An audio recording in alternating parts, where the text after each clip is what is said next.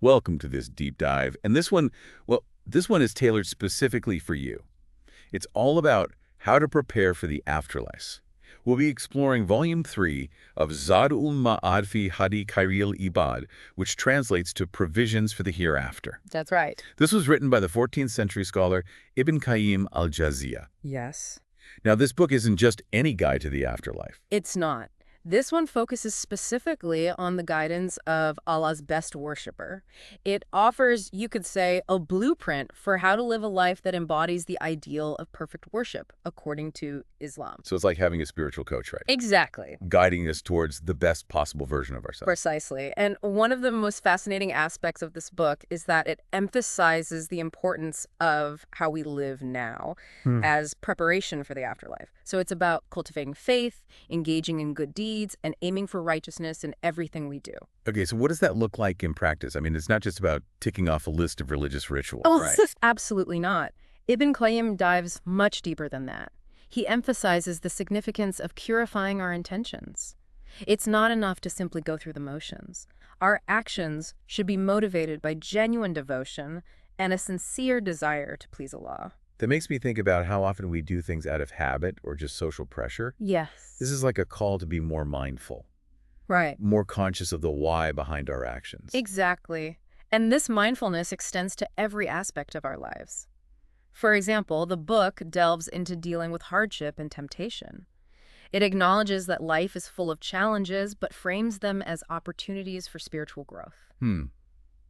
I find that really empowering. Yes. It's not about avoiding hardship, but about facing it Yes. with patience and faith, seeing it as a test from Allah. That's a key concept in Islam. Ibn Qayyim emphasizes that Allah tests those he loves. Right. Overcoming these trials strengthens our faith and deepens our connection to the divine. It's not just about blind faith, though, right? The book also stresses the importance of seeking knowledge. You've hit on another crucial point. Okay. Ibn Qayyim highlights that true knowledge leads to a stronger, more meaningful faith.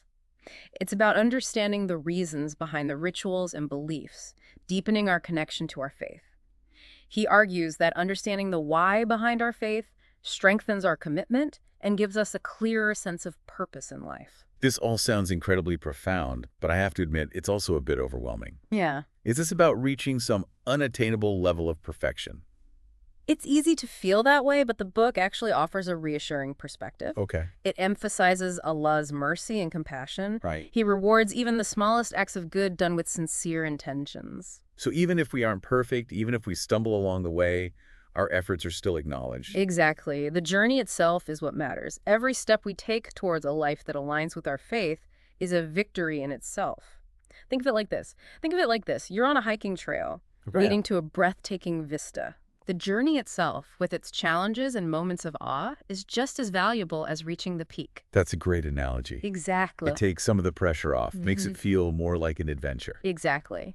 And it reminds us that we're not alone on this journey. Okay. This brings me to another fascinating aspect of Ibn Qayyim's work. He doesn't just focus on the individual. He connects this personal journey of faith to our social responsibilities. So it's not about being a good person in isolation, Right. but about how our faith impacts our interactions with others. How does he bridge that gap? He makes it very clear that our actions have a ripple effect on those around us. The book emphasizes the importance of justice, kindness, and compassion in building a harmonious society. That makes me think about the concept of Allah's best worshipper in a new light. Yes. It's not just about personal piety. It's not. It's about being a force for good in the world. Right. Exactly. Ibn Qayyim even goes into detail about specific social issues. For instance, he highlights the importance of fulfilling promises, treating neighbors with respect, and conducting business with honesty. It's almost like he's raising the bar for what it means to be a good citizen. Yeah. It's not just about obeying the law. Yeah. It's about actively contributing to a more just and compassionate society. That's a powerful way to put it. And it's something to consider. Do these principles only apply within an Islamic context? Or do they resonate with other belief systems as well? That's a fascinating question. Yeah. The emphasis on ethical behavior, social justice, and personal responsibility seems to transcend any specific religion. Right.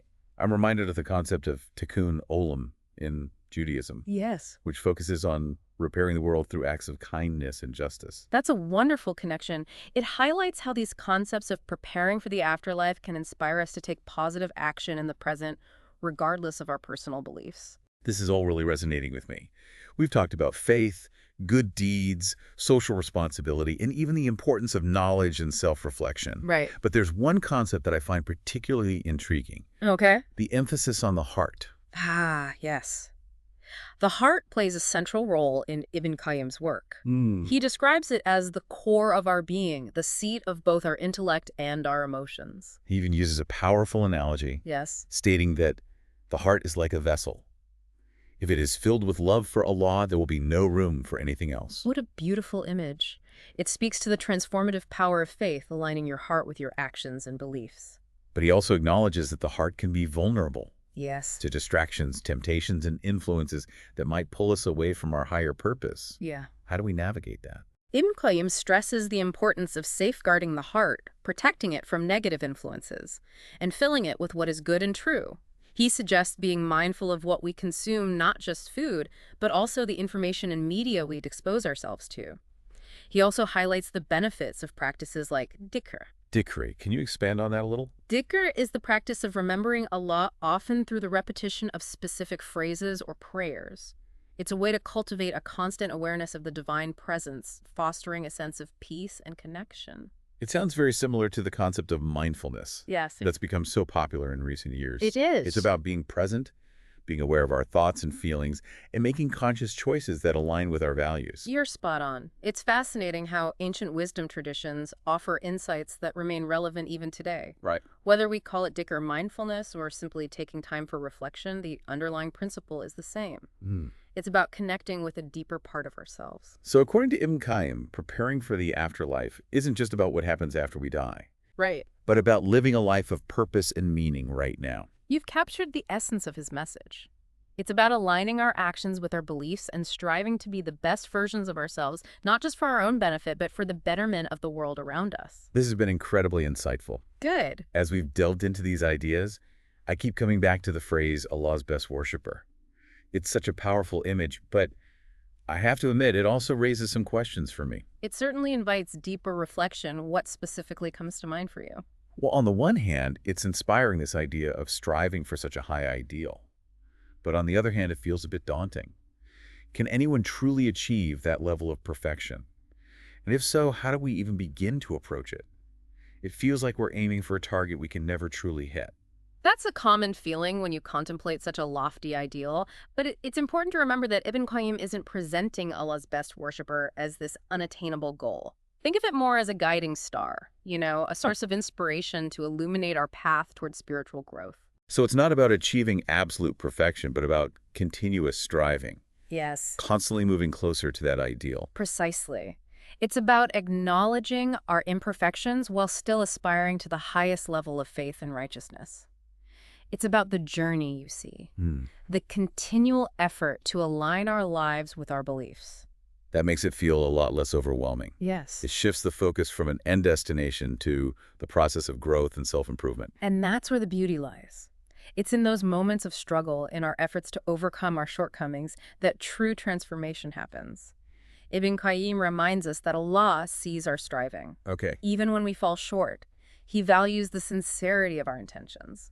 that's a really comforting thought. Yes. It allows us to approach this journey with a sense of hope, knowing that our efforts are recognized and appreciated. Exactly. It frees us from the paralysis of perfectionism and encourages us to embrace the process of growth, celebrating every step forward on this path. As we wrap up this deep dive, I'm curious, what are some key takeaways our listener can apply to their own life? I think the most important takeaway is the emphasis on intentionality. Being mindful of our thoughts, our words, and our actions, ensuring they reflect our values and our desire to please Allah. It's about that constant internal check-in. Yes. Am I living in a way that reflects my deepest beliefs? Right. Am I striving to make a positive impact on the world around me? Exactly. And it's vital to remember that this is an ongoing journey. There will be setbacks and challenges along the way, but the key is to persevere, to keep moving forward with faith and determination. And to approach it all with a sense of humility and gratitude, recognizing that we're all flawed, yet capable of great love and compassion. Beautifully said. And that brings us back to the concept of Allah's best worshiper. While this deep dive focused on one interpretation of this ideal, it also prompts a broader reflection. What can we learn from the lives of exemplary figures across different beliefs and cultures? Does their dedication to a higher purpose offer universal insights into living a meaningful and fulfilling life? Perhaps that's something for you to ponder as you continue on your own unique journey.